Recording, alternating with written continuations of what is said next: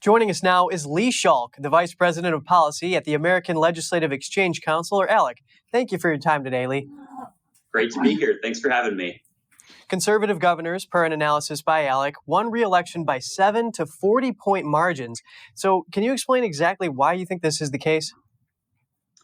The constituents of these governors really, I think, appreciated not only the pandemic response, but also the approach to policies like maintaining lower taxes, worker freedom. A lot of these states, of course, are right to work states, but they also believe in empowering parents to make the best decisions for their students. But looking at the pandemic response, I think, is so important because by not locking down their economies, they allowed businesses to flourish. They allowed families and parents to continue to go to work and earn a paycheck and not have their lives ruined or interrupted by government regulations. So we've seen these top conservative governors get a major victory in the midterms, but what about more liberal-minded governors like Gavin Newsom, for example? Well, Gavin Newsom was one of the worst-rated governors in America, according to our report. But we saw in California, hundreds of thousands of people fled the state in search of greener pastures and better economic opportunity, especially during the pandemic. I think that a lot of those voters ultimately voted for Republican governors in the midterms.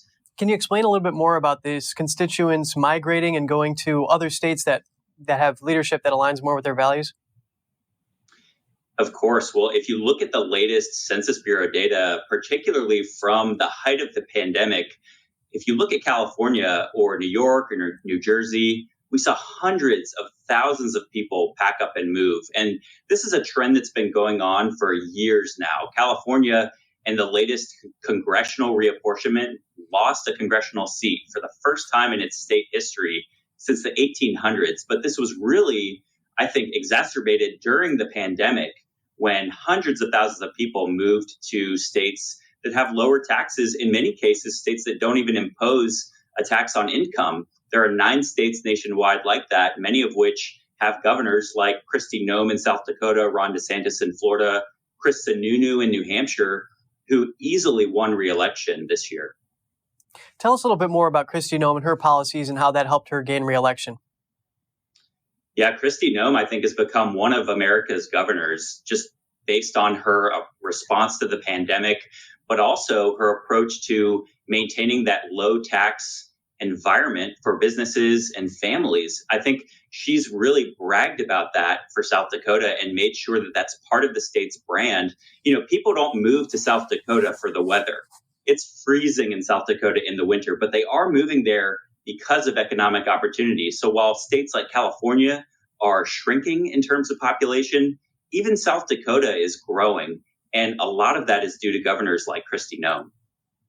And Lee, as a side note, we've seen Democrats maintain control of the Senate in these statewide elections, but on these more local elections, like for districts, for example, for U.S. Congressman and woman, we've seen a little bit more of a red trickle. Can you explain why this is?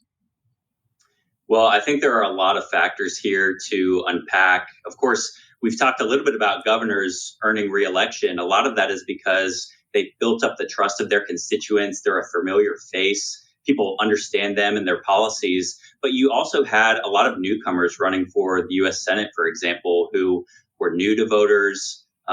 Folks were trying to understand exactly what their platforms were, their policies.